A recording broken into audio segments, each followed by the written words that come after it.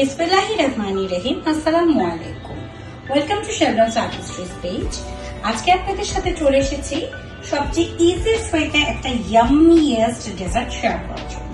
তো গরমে যে কোনো ঠান্ডা ডেজার্ট খেতে কিন্তু খুবই ভালো লাগে, স্বাস্থ্যের জন্য ভালো, পেটেরও শান্তি আর মনেও খুব প্রশান্তি আসে।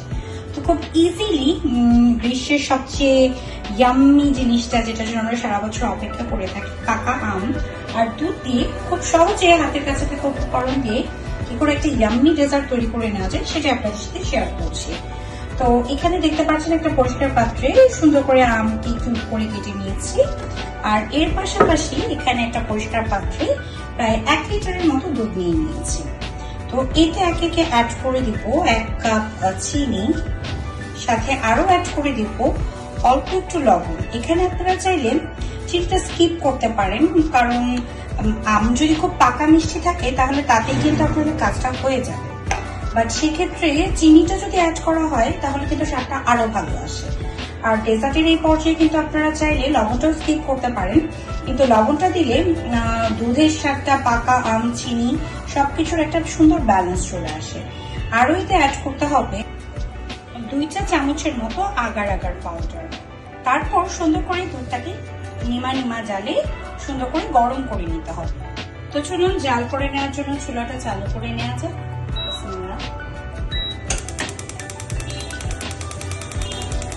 ঠিক যা বলেছিলাম, চুলার জালটাকে মাঝারি আঁচে সেট করে নিচ্ছি।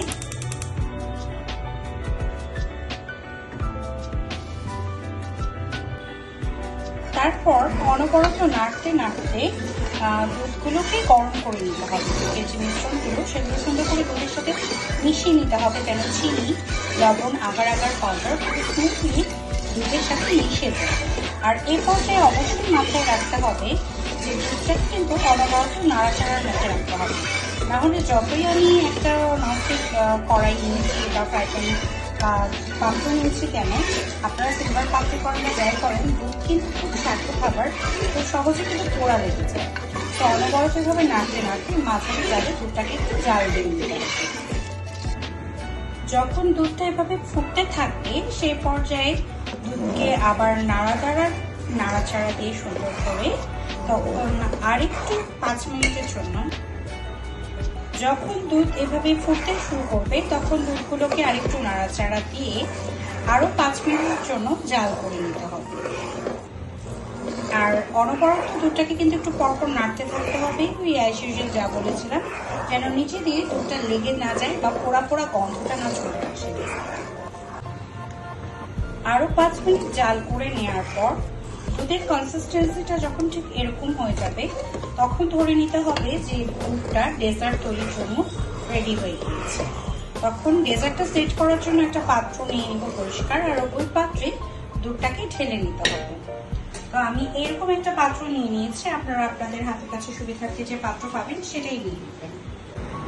দুধ সার্ভ করার পর পাত্রটাকে এভাবে ঠান্ডা হওয়ার জন্য রেখে দিতে হবে কিছুক্ষণের জন্য। যে দেখেন ধোয়া তোলা দুধ একদম দেখা যাচ্ছে ভিডিওতে।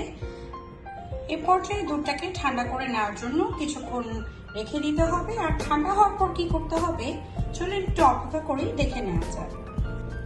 তো বেশ কিছুক্ষণ ঠান্ডা হতে দেওয়ার পর আগার আগারের কারণে এরকম সুন্দর দানা বেঁধে আসবে, যেগুলো আপনারা থাকে কেটেও নিতে পারেন। এখানে 2 পদ্ধতিতে এই ডেজার্টটা তৈরি করা যায়। আপনারা চাইলে লিকুইড মিল্কের মধ্যে ম্যাঙ্গোটা ঢেলে দিতে পারেন, কিংবা চাইলে এরকম যখন সলিড আকার ধরে আসবে সেক্ষেত্রে আপনারা এখানে আগে থেকে ওই যে বললাম কিউব করে রেখেছিলাম পাকা আম, সেটা অ্যাড করে দিতে পারেন। তো আসুন একে একে আমরা আমগুলো অ্যাড করে নিচ্ছি। আর এরপরে দেখেন কি সুন্দর আম, পাকা আমের রং আর সাদা দুধের রং মিশিয়ে কি সুন্দর একটা কালার কম্বিনেশন ক্রিয়েট হচ্ছে। এখানে আমের সাথে সুন্দর করে দুধের মিশ্রণটাকে মিশিয়ে এপিট উল্টে দিয়ে ফ্রিজে প্রায় নর্মাল টেম্পারেচারে 1 ঘন্টার জন্য রেখে দিতে হবে, কিংবা আপনারা যদি ডিপ ফ্রিজেও রাখতে পারেন। নর্মালি আমরা একটু ধৈর্য সহকারে সুন্দর করে রান্না করার চেষ্টা করব।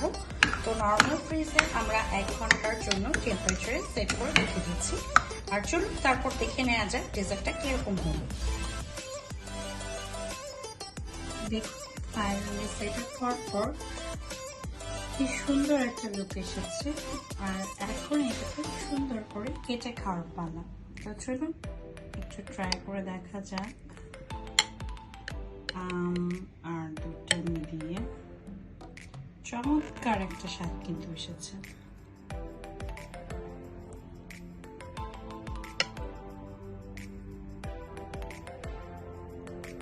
আপনারাও বাসায় নিজেরা তৈরি করবেন আর খেয়ে জানাবেন আপনাদের কেমন লাগলো। দারুণ সুস্বাদু পাকা আম দিয়ে দুধের দিয়ে তৈরি করে এই ডেজার্টটা। নেক্সট আবার কোনো রেসিপি নিয়ে আপনাদের সাথে দেখা হয়ে যাচ্ছে। টিল দেন ভালো থাকবেন, টেক কেয়ার।